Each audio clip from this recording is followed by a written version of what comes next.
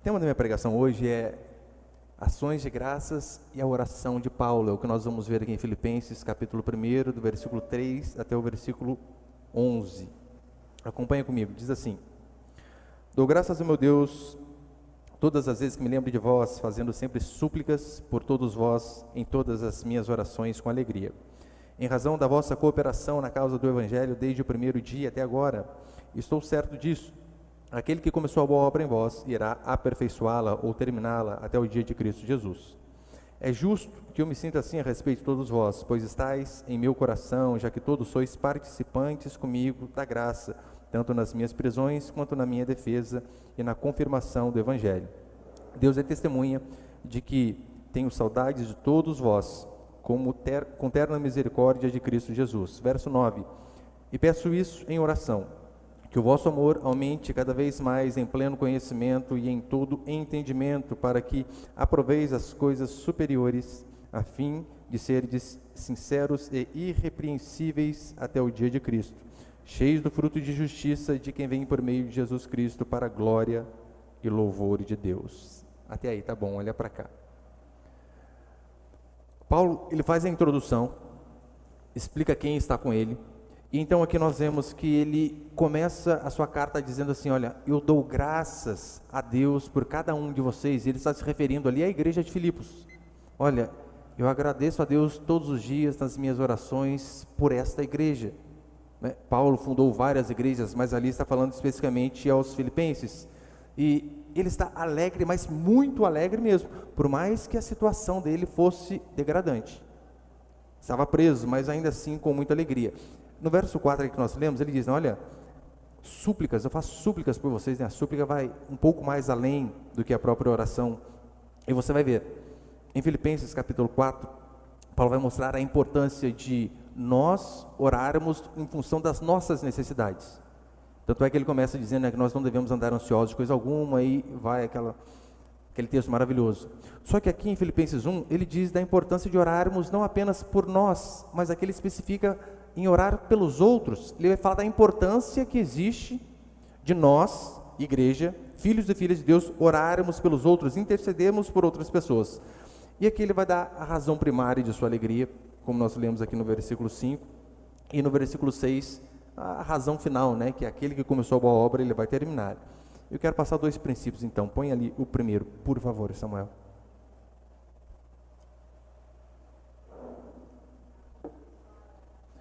Meu primeiro princípio é o seguinte: obras são consequências da fé.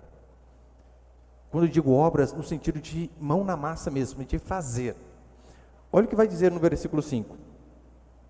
Em razão da vossa cooperação na causa do Evangelho desde o primeiro dia até agora. Paulo está dizendo assim: olha, vocês, ó filipenses, vocês não foram apenas fogo de palha que começaram a trabalhar para Deus e desistiram no meio do caminho.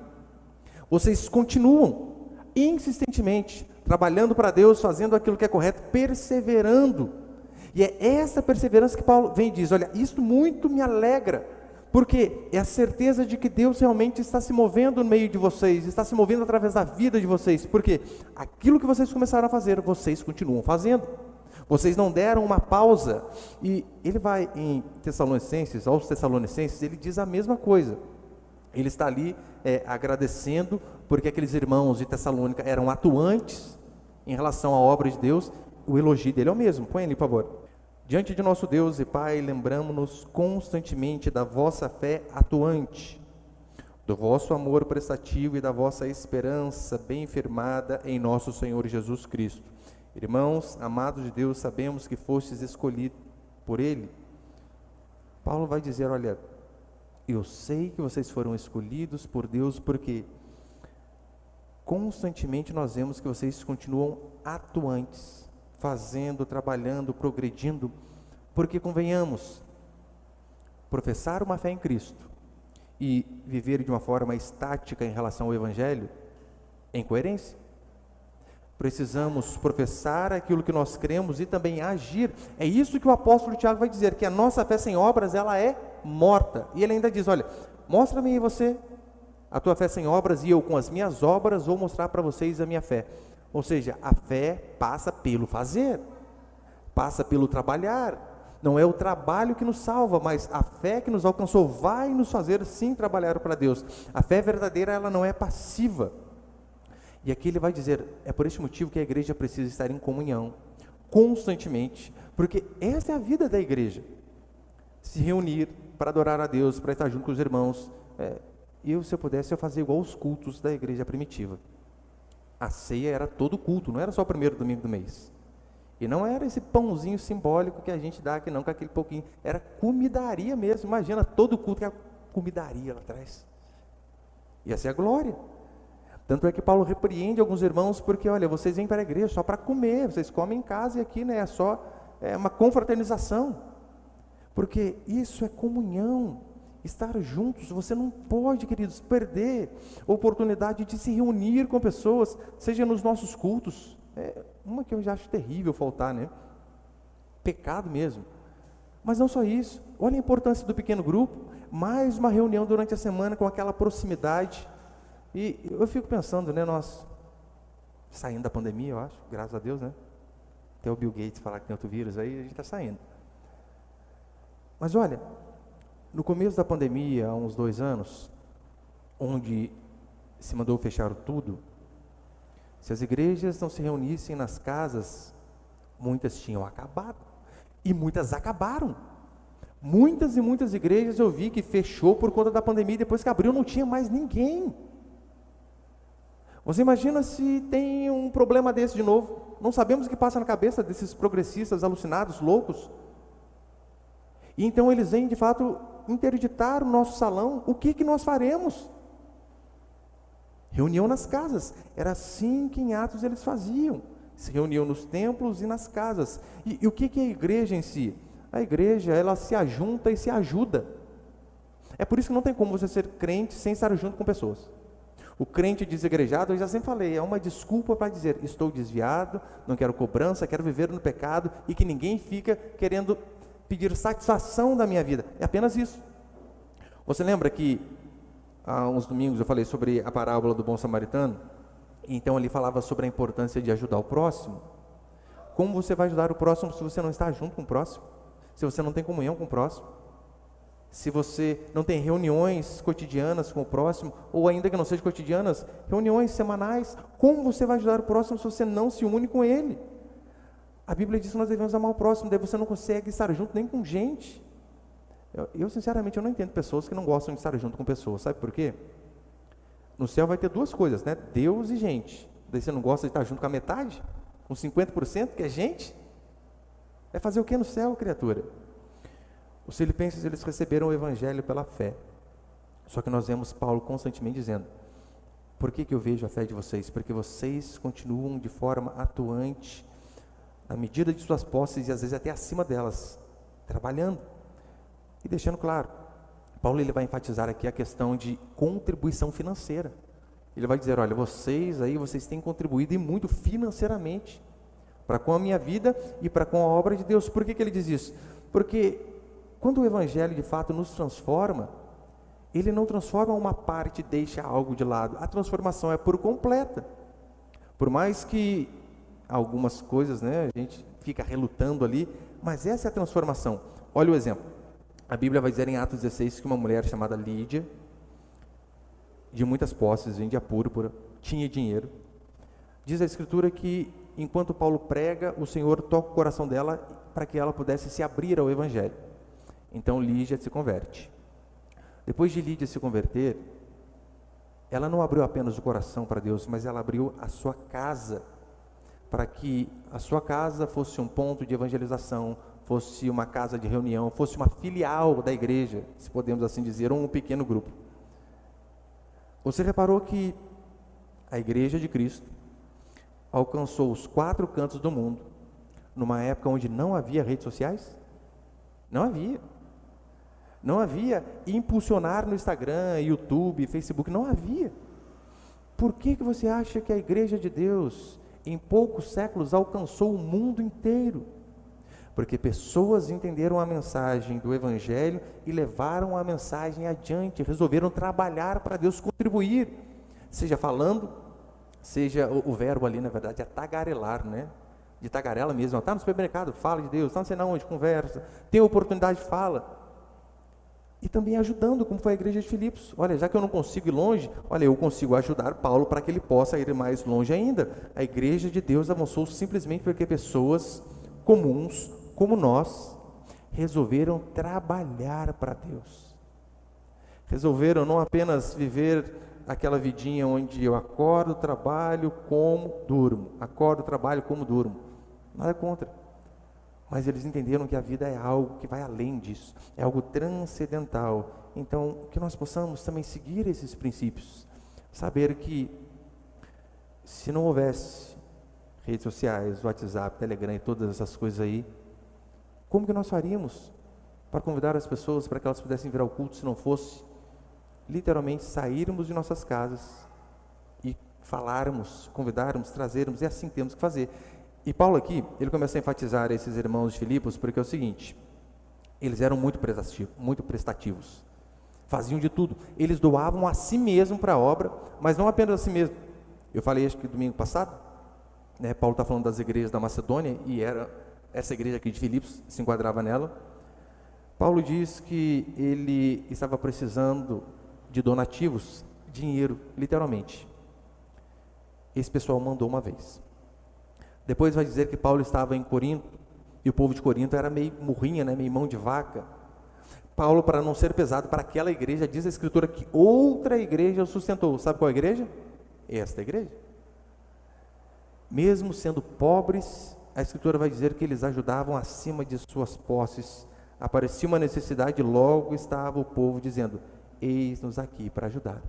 Então, que nós possamos, queridos, lembrar que a igreja de Deus, ela é de Deus, mas ela avança através do trabalho de cada um de nós. É através da nossa cooperação, cada um naquilo que sabe fazer. Agora, repare como que era a sua vida no comecinho, quando você converteu. Lembra aquele primeiro amor, aquela coisa louca? E como que está a sua vida agora? No comecinho você ouve o evangelho, você ouve a pregação, você quer falar para todo mundo. E a tendência, o tempo é ir passando e a gente ir esfriando. É só você ver como você está agora e como você era lá nos 6 primeiros meses que você converteu. Eu tenho certeza que há uma diferença absurda.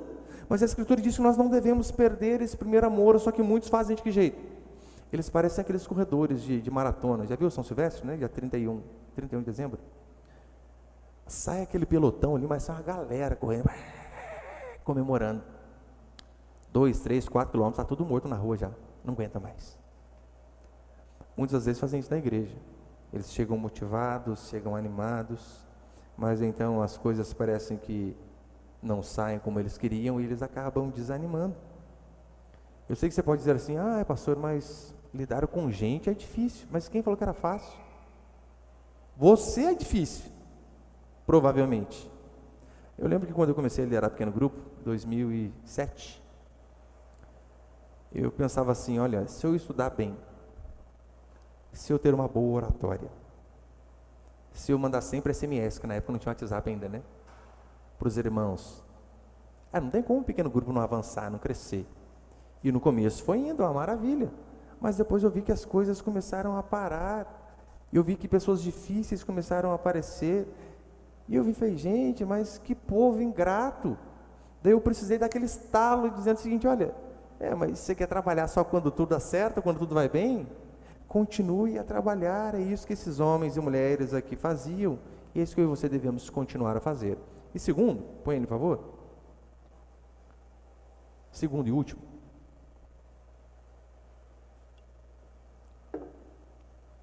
Segundo e último princípio diz assim, aquilo que Deus começa, Ele termina. Deus não é como Michelangelo, né, que começa várias obras e termina uma ou outra. O resto fica sem terminar, não. Paulo, no versículo 6, ele vai acrescentar a razão final da sua alegria. Olha o que ele diz. Estou certo disto, aquele que começou a boa obra em vós, irá aperfeiçoá-la ou completá-la até o dia de Cristo Jesus. Esta é a doutrina da graça. Aquele que começou, ele termina. Porque Deus, ele é o autor e o consumador da minha e da sua fé. E no versículo 5, Paulo ainda vai dizer, olha, eu tenho percebido a vossa cooperação desde o princípio até agora. Ou seja, um dos sinais de que Deus realmente está agindo nas nossas vidas é isso, que nós começamos trabalhando e continuamos a trabalhar. Não desistimos de forma alguma. E não só em relação às coisas espirituais. Pode ver na sua vida quantas coisas você começou e largou mão. Quantos cursinhos você já fez, deixou no meio do caminho. Quantas dietas, irmã, você fez, já parou. Segunda é o dia, né? Hoje eu começo. Terça para. Não terminamos as coisas. Paulo aqui ele começa a dizer que ele é grato àqueles homens e mulheres, porque eles foram pessoas que se mostraram sempre estar com o apóstolo Paulo, inclusive na prisão. Eu sei que hoje em dia talvez, né, alguém pergunta, o seu pastor, como que ele está preso? Desde que não seja por roubo, por pecado ou por algum crime, esses homens não se envergonhavam do apóstolo Paulo. E depois no versículo 8, ele vai dizer a importância de se ter irmãos de verdade, onde nós reconhecemos os verdadeiros irmãos e irmãs. Olha o que ele diz: Deus é testemunha que tenho saudade de todos vós, com terna misericórdia de Cristo Jesus. O que Paulo está dizendo é que irmãos verdadeiros, pessoas que se importam de fato conosco, nós conhecemos, é aqui, no dia de prisão, no dia de angústia, no dia da necessidade, porque coloca lá no grupo da família, churrasco amanhã por minha conta. O pessoal pega até dispensa no trabalho. Coloque lá, estou desempregado, precisando de donativos. É um ou outro que aparece. Os verdadeiros amigos, nós reconhecemos, é justamente na hora da tristeza e das angústias. E Paulo, para terminar, ele vai revelar pelo que ele orava em favor dos irmãos. Um dos motivos para você saber, né, olha, essa oração que eu estou fazendo é correta ou não, é você ver se você está orando igual à Escritura. Então, se nós oramos como Deus ordena orar, é assim que Deus vai nos responder. Qual que é a promessa? Qual que é o compromisso que Deus tem conosco? O compromisso daquilo que Ele diz. Então está lá, você está pedindo uma coisa que Deus nunca prometeu. E você diz, Deus não está me dando, mas quando que Ele falou que Ele daria? Então, se eu e você analisarmos como esses homens oravam, como o Senhor mesmo nos ensinou, lembra na oração do Pai Nosso, Ele deu ali, né? Não para nós repetirmos de forma automática, mas Ele ensinou como que ora. Então, o segredo é seguir esses princípios. E então, Paulo ele vai revelar por quais motivos ele orava em favor desses irmãos. Porque eu tendo a ficar curioso. Como que era a oração de Paulo, gente? Paulo vai orar para aquele povo, como que era que ele orava? Os crentes modernos de hoje, como que eles oram? Eu vou orar pela sua vida, irmão. Eu determino, a vitória vai chegar, a bênção está vindo, aquele carro, aquela casa, aquela viagem, eu vejo um anjo na sua vida. Paulo não ora por isso. Eu não estou dizendo que não podemos orar, né, para Deus nos livrar, mas olha o padrão de oração de Paulo, versículo 9, de 9 a 11, para terminar. E peço isto em oração, que o vosso amor aumente cada vez mais no pleno conhecimento e em todo entendimento, para que aproveis as coisas superiores, a fim de seres sinceros e irrepreensíveis até o dia de Cristo, cheios do fruto de justiça que vem por meio de Jesus Cristo, para a glória e louvor de Deus. E peço isto em oração, que o vosso amor aumente cada vez mais no pleno conhecimento e em todo entendimento. Paulo, ele ora para que os irmãos sejam a cada dia mais sábios. Nós sabemos, né? A sabedoria, ela não vem de uma oração, de uma mão na sua cabeça e de repente a sabedoria aparece. Não. É trabalhoso, é árduo. É vir ao culto um dia que você poderia estar em casa, aproveitando com a família, descansando, passeando. E Paulo, você vai ver que constantemente em suas epístolas aparece a palavra amor. E amor ali está recheando todas as suas cartas. Não apenas as cartas de João, as cartas de Paulo também. Só que se você analisar como que Paulo diz, o que Paulo diz em relação ao amor, você vai ver, ele não diz que o amor é um sentimento, porque nós tendemos a associar assim, né? O que é amor? Ai, aquela paixão louca, ai meu Deus, que não passa, ai, você não conta as horas para ver a pessoa. Paulo não associa amor a sentimento. Paulo associa o amor ao conhecimento e entendimento, a atitudes, porque realmente, se formos esperar às vezes o amor por determinadas pessoas, um sentimento bom, não vem. Vem, na verdade, um sentimento oposto, ruim. O apóstolo associa o amor ao conhecimento e entendimento. Você que tem mais de 10 anos, pelo menos, com a sua esposa e com o seu marido, você sabe que o que permanece hoje é o amor. A paixão, aquela coisa louca lá de quando namorava, de quando estava junto, na época de noivado, vai embora. Alguns especialistas vão dizer que dura em média 2 anos. Vai embora. Você percebeu que muitos relacionamentos, principalmente famosos, eles não duram muito? Porque o que importa para eles é este momento, o momento da paixão.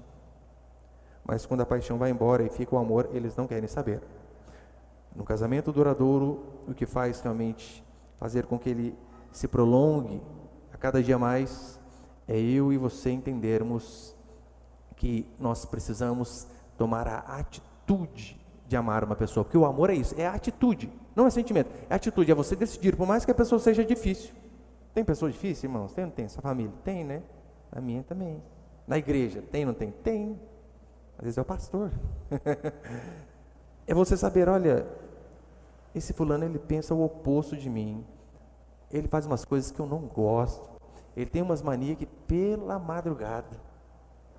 Mas o amor é mesmo assim, você decidir conviver, estar junto e amar essa pessoa. O amor tem a ver com conhecimento. E não há um conhecimento verdadeiro se não for o conhecimento de Deus. É por isso, irmãos, eu estou encerrando. Às vezes eu vejo em alguma rede social, né? Adolescente lá de 15, 16 anos dizendo: fulano é o amor da minha vida. Eu caio para trás de rir. Para não surtar, né? Óbvio, né? Como assim? Amor da minha vida. Fazem 21 anos que eu estou com a minha esposa. 21. Primeira e única namorada. Hoje eu estou começando a entender o que é amor. Hoje. As duras penas, às vezes. Depois de muitos desentendimentos. Depois de muito se doar. De muito receber. Aí a gente começa a entender, isso aqui é amor. Olha só uma prova. Algo bem básico, né, em relação ao casamento. Eu detesto roça. Minha esposa adora roça. E eu lembro uma vez, não sei onde que nós estávamos saindo lá, estava de folga, e eu falei para ela, olha, vamos ser para onde? Ela falou, escolhe para onde você quer ir. Eu fui para onde que eu gostava, óbvio, né? Só que eu ficava, mas lá. Falei, segunda opção então. Ela, qual? Vamos para a casa da minha sogra. Mãe dela.